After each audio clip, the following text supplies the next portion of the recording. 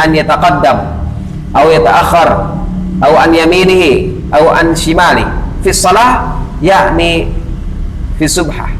Ya. Kata Nabi Muhammad alaihi salatu wassalam, apakah kalian tidak mampu untuk maju atau mundur atau geser kanan ke kiri ketika sholat? Maksudnya adalah sholat sunnah. Ya. Hadis riwayat Abu Daud dan Ibnu Majah, disahihkan oleh Al-Albani. Maka ini disunahkan. Ya. Kenapa? Jadi di antara hikmahnya, boleh jadi nanti bumi itu akan bersaksi juga. Bahwasanya si fulan sholat fardu di sini, si fulan sholat sunat di sini. Maka akan semakin banyak bersaksi, semakin kuat, ya, semakin bagus amalan kita. Hadirin rahimani wa rahimakumullah. Kemudian Allah Subhanahu wa taala berfirman, bi anna rabbaka auhalaha. Ya. Nah, ini di ACC dulu sama Allah Subhanahu wa taala, ya. Bahwa diizinkan dulu bumi itu untuk menyampaikan segala kesaksiannya atas perbuatan manusia. Ya. Makanya tidak akan ada yang bisa lolosnya ainuna mina jalmi, maka terbatas, ya. Kita hanya melihat di ruangan ini, di masjid yang mulia ini, itu pun terbatas, ya, hanya bisa melihat ke depan. Kita tidak bisa lihat orang, ya, anak kita, teman kita, istri kita, atau siapapun yang kita kenal sedang apa mereka di sana. Tapi mereka tidak bisa lolos karena mereka selama ini berjalan di atas buminya Allah, dan buminya Allah nanti akan diperintahkan Allah untuk bersaksi apa yang sudah dikerjakan oleh hamba-hamba, oleh si fulan, ya, oleh fulanah dan lain sebagainya. Maka nanti bumi akan menyampaikannya. Maka kalau kita cerdas, ya, kalau kita cerdas, balik lagi bahwasanya ini kita akan berhati-hati tentunya, ya. Makanya ketika Umar bin Khattab bertanya apa yang dimaksud dengan takwa, maka seorang sahabat menjawab, bagaimana kalau kamu berjalan di jalan yang banyak duri? Apa yang kamu lakukan? Yang saya lakukan itu akan berhati-hati, ya. Nah, sama seperti kita sekarang, kita hidup di muka bumi ini akan tentunya berhati-hati, ya. Hadirin rahimani wa rahimakumullah. Kemudian ayat ke-6, Allah Subhanahu wa taala berfirman, yauma idzin yasdurun nasu ashtata liyurau a'malahum. Ya, pada hari itu manusia keluar bermacam-macam, ya, untuk diperlihatkan amal-amal mereka, ya, agar mereka bisa lihat amal-amal mereka. Kata Allah di Al-Lail, ya, inna sa'yakum lasyatta, sesungguhnya usahamu itu berbeda-beda. Di surat Fatir ayat 32 Allah Subhanahu wa taala nyatakan, summa awrasnal kitab alladzina istafaina min ibadina faminhum zalimun li nafsihi wa minhum muqtasid wa minhum sabiqun bil khairat biidznillah dzalika huwal fadlul kabir. Kemudian kitab itu kami wariskan kepada orang-orang yang kami pilih di antara hamba-hamba kami, lalu di antara mereka ada yang menganiaya diri mereka sendiri. Nah, ini kelompok-kelompoknya. Jadi kita itu kan di bumi ini disuruh beribadah, dan bahkan Allah tidak hanya menyuruh ibadah saja, tapi Allah menyuruh untuk berlomba-lomba, ya. Lomba-lomba seperti kita sedang lomba, ya. Lomba lari, ya. Mungkin lomba lari orang lempang, pasti kan lari. Lomba maraton tidak mungkin kita diam di tempat atau jalan, ya. Pasti kita jogging. Lomba sprint tidak mungkin kita jogging, pasti kita sprint. Maka dari hasil lomba-lomba itu muncullah 3 kelompok. Yang pertama adalah zalimun li nafsih, menganiaya diri mereka sendiri, ya. Seperti tidak sayang pada diri, ya. Orang tahu sholat itu wajib tapi tidak dikerjakan, itu kan seperti menganiaya diri mereka sendiri, menjerumuskan mereka kepada kesengsaraan, ya. Padahal diberikan badan sehat, ya, waktunya luang, tapi masih bisa sempat-sempatnya berani meninggalkan sholat. Nah, itu golongan yang pertama kata Allah. Kemudian golongan yang kedua, dari hasil perlombaan itu muncul nih golongan yang kedua, wa minhum muqtasid. Di antara mereka ada yang pertengahan. Ayo pertengahan mah kewajiban tidak pernah ditinggalkan, yang haram ditinggalkan, ya, tapi kadang dikerjakan.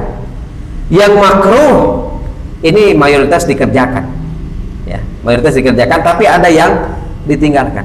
Yang mubah ini sering dikerjakan, bahkan bisa jadi ini lebih diprioritaskan daripada yang wajib, yang mubah, muqtasid. Wa minhum sabiqun bil khairat biiznillah.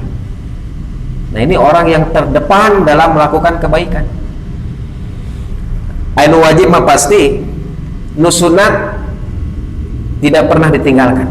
Anu muqtasid mah nu sunat kadang ditinggalkan, kadang dikerjakan, kadang ditinggalkan, muqtasid. Nah, ya mah anu sabiqun bil khairat mah tidak mau ketinggalan, selalu terdepan, ya. Tidak mau orang lain lebih banyak sholat tahajudnya dalam satu bulan berapa kali, ya. Sholat rawatibnya tidak mau ketinggalan dalam sholat sunat umpamanya. Saumnya juga tidak mau ketinggalan, sabiqun bil khairat. Jihad fil amwal, ya, jihad bil amwalnya juga tidak mau kalah, ya. Sabiqun bil khairat. Kemudian hal-hal yang Allah haramkan, yang haram tentu ditinggalkan, yang makruh ditinggalkan, yang mubah sedikit ditinggalkan, ya. Bahkan kebanyakan ditinggalkan. Sabiqun bil khairat. Ini levelnya para sahabat, level para sahabat, ya, level para tabi'in, ya, level para syuhada, ya. Hadirin rahimani wa rahimakumullah. Kata Allah, zalika huwal fadlul kabir. Itu adalah karunia yang amat besar. Maka nanti akan berkelompok-kelompok, ya. Mana kelompok penyembah berhala, mana kelompok yang zalimun li nafsi, mana kelompok muqtasid, mana kelompok sabiqun bil khairat. Makanya nanti orang-orang sabiqun bil khairat itu akan masuk surga bisa tanpa hisab, ya, langsung. Ketika menyeberangi sirat itu bagaikan kilat, ya. Cahayanya besar bagaikan kilat langsung. Ketika baru dibangkitkan, langsung sudah disiapkan kendaraan yang akan langsung mengantarkan mereka ke surganya Allah Subhanahu wa ta'ala. Hadirin rahimani wa rahimakumullah. Nah, ini ayat ke-7. Allah Subhanahu wa ta'ala berfirman, "Faman ya'mal mithqala dzarratin khairan yarah." Maka barang siapa yang mengerjakan mithqala dzarrah, ya, seberat zarrah. Khairan naon? Maksudnya zarrah itu kebaikan. Kebaikan yang seberat zarrah, yarah, dia akan lihat balasannya. Khairan dalam ayat ini itu berbentuk nakirah, suatu kata yang tidak menunjuk pada makna tertentu, diawali oleh harfus syartin, man. Jika suatu kata dalam bentuk nakirah kemudian disebutkan dalam bentuk syarat, kan disebutkan syarat, ya, bahwa ya'mal mithqala dzarratin khairan yarah. Kata ini memberikan faidah yang bersifat umum. Nah, ini dalam kaidah bahasa Arab, ya. Apabila ada isim nakirah kemudian didahului oleh isim syarat, ya, atau huruf syarat maksudnya, kemudian maknanya akan memiliki sifat yang umum, ya. Zarrah itu apa? Ya, Al-Qurtubi menyatakan zarrah itu adalah wahiyya fil jumlah ibarah an aqallil asya'i wa asgharuha. Secara umum ialah ibarat dari suatu yang tersedikit dan terkecil. Nah, ini bisa jadi pengertian yang pas lah, ya, untuk zarrah ini, ya. Sebagaimana Imam Qurtubi, ya. Imam Qurtubi ulama pertengahan, bukan ulama kontemporer. Beliau menerjemahkan zarrah seperti ini. Mun ayeuna mah naonnya? Ayeuna benda terkecil, ya, mungkin debu mungkin masih bisa terlihat. Atom, ya, Habibie itu kan punya gelar profesor, ya, karena penemuannya itu terkait dengan keretakan pesawat sampai ke atom, ya, sampai dijuluki oleh dunia akademik kepesawatan gitu ya, beliau adalah Mr. Crack ya. Karena dulu katanya pesawat ini sering jatuh. Baru setelah Habibie muncul menemukan penemuan ya, penemuan bagaimana nih caranya agar sayap pesawat ini supaya tidak retak ya. Sampai ke atom-atomnya beliau menyempurnakan itu ya. Maka sumbangsihnya luar biasa atom ya. Tapi katanya ada juga yang lebih kecil dari atom. Apa kebaikan yang lebih kecil ya dari atom? Apa ya? Pami guru abdi mah kapungkur sok nyeresek ya. Fama ya'mal misqala cangkang cau cenah. Misqala cangkang cau khairu yarah. Siapa yang mengerjakan kebaikan micin cangkang cau cenah. Itu kan kebaikan yarah, maka akan melihat balasannya. Siapa yang menyingkirkan gangguan di jalan, itu kan kata Rasulullah, imatatul adza anit thoriq, kan keimanan yang paling rendah gitu ya. Wa adnaha imatatul adza anit thoriq wa a'laha qaulul la ilaha illallah. Yang paling tinggi adalah la ilaha illallah, yang paling rendah adalah menyingkirkan gangguan dari jalan. Atau kata Rasulullah ya, ini tidak perlu modal yang banyak ya. La tahqiranna minal ma'rufi syai'an walau an talqa akhaka biwajhin talqin. Ini merupakan kebaikan yang sepertinya sepele tapi luar biasa. Janganlah kamu meremehkan kebaikan sekecil apapun, kata Rasulullah.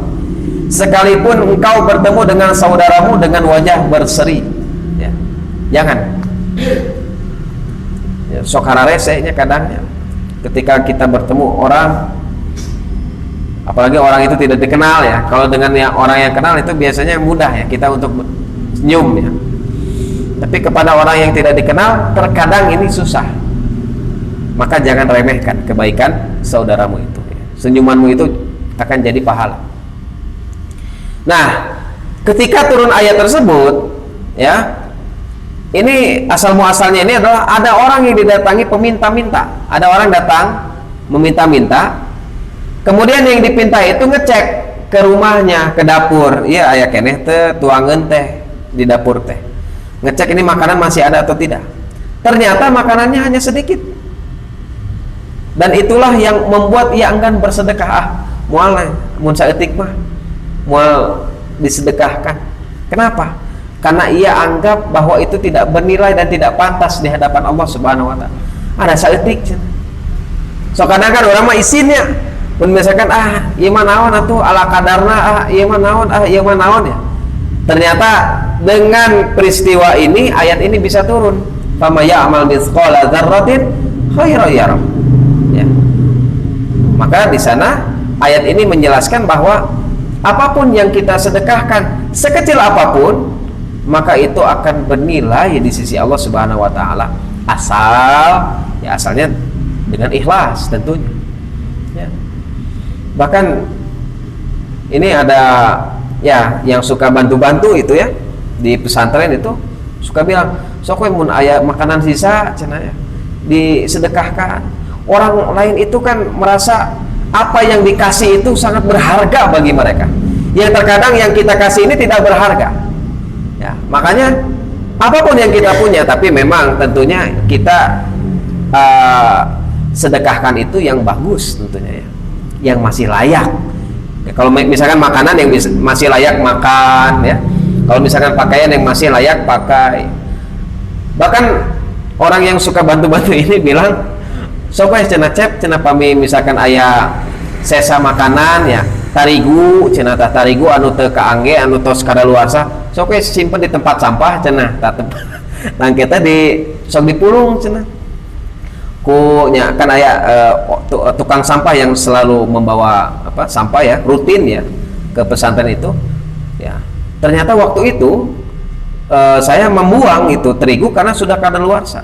Kamari micin tarigunya cenah. Tarigu itu dipakai ternyata ku tukang sampah eta untuk apa? Untuk bikin bala-bala katanya. Ini kan tidak layak sebenarnya, ya, tidak layak ya. Dan saya memang merasa ini saya tidak harus untuk memberikan itu, karena ini sudah tidak layak makan. Tapi itu saking mereka butuhnya ya terhadap makanan bisa sampai seperti itu. Ya, makanya apapun yang kita punya, sedikit ya atau banyak, tentunya sedikit tapi masih bisa atau masih layak makan atau layak pakai, maka tentunya kita bisa berikan dan tentunya Allah akan nilai ya. Hadirin rahimani rahimakumullah. Kemudian ayat terakhir dalam surat ini adalah kebalikannya, wa may ya'mal mithqala dzarratin syarran yarah. Ya, dan barang siapa yang mengerjakan kejelekan seberat biji zarrah, maka dia akan lihat balasannya ya. Nah, ini jangan dianggap sepele. Memang dosa itu jangan dianggap sepele. Kadang orang itu menganggap baiklah pirage teh salat ayeuna cenah. Kewe isukan deui, ke pas geus isukan teh isukan weh cenah. Geus isukna teh isukan weh. Sampai dia mati sampai jadi bangke ya. Dia akan menyesal. Kata Rasulullah SAW, iyyakum wa muhaqqiratiz dzunub fa innahunna yajtami'na 'ala ar-rajuli hatta yuhliknahu. Ya. Kata Rasulullah SAW, hati-hatilah kalian dengan dosa-dosa yang dianggap ringan. Dosa besar makan puguh gitunya, membunuh ya, kita tidak mungkin membunuh. Mencuri mual gitu ya. Berzina ya. Makan harta anak yatim dengan batil ya. Ini dosa-dosa ringan ya, dosa-dosa ringan yang kadang tidak terasa. Contoh misalkan mengejek orang ya, itu kan kadang ya dianggap sepele, tapi orang yang diejek itu terkadang itu sakitnya masuk ke dalam hati dan terus diingat ya. Dia mengejek. Makanya Rasulullah SAW jangan anggap dosa itu ringan ya. Karena sesungguhnya dosa-dosa tersebut berkumpul pada diri seseorang sampai membinasakannya, berbahaya ya. Kemudian apakah dosa-dosa ini ya, yang kecil ya, yang kecil, apakah akan dibalas oleh Allah Subhanahu wa Ta'ala? Tentunya akan dibalas, diperlihatkan ya. Bahkan Abu Bakar pernah bertanya pada Rasulullah, wahai Rasul, apakah setiap keburukan akan dibalas di akhirat? Termasuk kan keburukan yang kecil misalnya ya. Kalau keburukan besar itu jelas ya, tampak ya, jelas. Kata Rasulullah SAW, semoga Allah mengampunimu Abu Bakar, tidakkah engkau merasakan sakit ya, tidakkah engkau merasakan letih, tidakkah engkau merasakan sedih, tidakkah engkau merasakan kesulitan hidup tak ya, sedih, khawatir ya. Lihat anak sakit, khawatir ya. Lihat istri ngomel-ngomel buat khawatir ya, membuat sedih ya. Maka kata Abu Bakar radhiyallahu anhu, tentu saja wahai Rasul. Maka kata Rasulullah, inilah balasan yang Allah berikan di dunia. Nah ini ya, yang Allah balas ya. Maka balasan itu tidak hanya di akhirat ternyata, tapi di dunia pun Allah akan balas. Tapi kalau orang beriman, ketika dia merasakan musibah ya, dia akan merasakan bahwa musibah itu akan menghapuskan dosanya ya. Kata Rasulullah SAW ya, hadis riwayat muttafaq alaih, ma yusibul muslima min nasabin, tidaklah seorang muslim ditimpa keletihan, wala wasabin, penyakit berkepanjangan, wala hammin, kesusahan, wala husnin, kesedihan. Nah hidup mah ada moal terus-terusan bahagia, ada sedihna, aya geringna, aya letih, aya susah ya. Nah poe ieu mah susah kamari, nah bulan ieu mah ada asa susah, duit teh meuni gancang beak ya, gancang habis ya, cepet habis ya uang ini. Kenapa? Wala azan, gangguan. Nah bulan kamari mah sebiasa-biasa wae, hari ayeuna mah gangguanna meuni loba pisan di keluarga, di tetangga, di rekan kerja ya banyak. Wala ghammin ya, kegelisahan, gelisah, hatinya gelisah. Hatta syauka yusyakuha, sampai duri yang menusuk ya, duri yang menusuk, tiba-tiba tidagor, tiba-tiba jatuh di soledad, ya. Tiba-tiba banyak hal ya yang menimpa seorang, ya. Kata Rasulullah, illa kafarallahu biha min khotoyahum. Ini kasih sayang Allah Subhanahu wa taala. Allah akan menghapuskan dosa-dosanya dengan sebab sedihnya kita, kesusahannya kita, gangguan dari orang lain, gelisahnya kita, dan lain sebagainya. Ya. Nah, maka yang harus menjadi pernyataan seorang muslim ketika mendapatkan musibah yang terlihatnya sedikit ini, kita husnuzon tentunya pada Allah Subhanahu wa taala. Karena Allah sesungguhnya tidak pernah menzalimi seseorang. Wa ma zalamahumullah walakin kanu anfusahum yadlimun. Allah tidak pernah menzalimi seorang. Ketika orang itu berbuat kebaikan, Allah tidak pernah zalim, Allah kasih pahalanya. Ketika orang tersebut membuat kejahatan, karena Allah kan kata Rasulullah mendahulukan dulu rahmatnya dibanding azabnya, dibanding kemurkaannya. Maka karena Allah sayang, Allah kasih dulu musibah, Allah kasih dulu kegelisahan, Allah kasih dulu kegundahan, ya. Maka itu bisa jadi menghapuskan dosa-dosanya dengan sebab tersebut. Ada orang yang sakit lila, ya, sakitnya panjang, tahunan, 1 tahun, 2 tahun, 3 tahun. Mungkin itu bisa jadi menghapus dosa-dosa yang dulu dia pernah lakukan. Mungkin orang itu kan, kebiasaan kita kan melupakan dosa, mengingat-ingat kebaikan. Padahal harusnya dibalik, dosa harusnya diingat, kebaikan harusnya dilupakan. Ketika kebaikan dilupakan, maka ada motivasi untuk melakukan kebaikan lagi. Ketika dosa diingat, maka akan ada di sana rasa nyesal dan bertaubat. Makanya Allah bilang, innallaha yuhibbut tawwabin wa yuhibbul mutatahhirin. Sesungguhnya Allah suka kepada orang yang tawwab. Tawwab tekan sigoh mubalaghah ala wasni fa'al, ya. Allah tidak menyebutkan taib. Innallaha yuhibbut taibin, tidak. Allah innallaha yuhibbut tawwabin. Orang yang sering bertaubat. Sering bertaubat. Wa yuhibbul mutatahhirin, dan Allah cinta kepada orang yang mencucikan dirinya. Hadirin rahimani wa rahimakumullah, ya, demikian yang bisa disampaikan pada kesempatan kali ini. Mudah-mudahan bermanfaat bagi kita semua. Aqulu qouli hadza wa astaghfirullah li wa lakum. Rabbana atina fid dunya hasanah wa fil akhirati hasanah wa qina adzabannar. Wassalamu alaikum warahmatullahi wabarakatuh.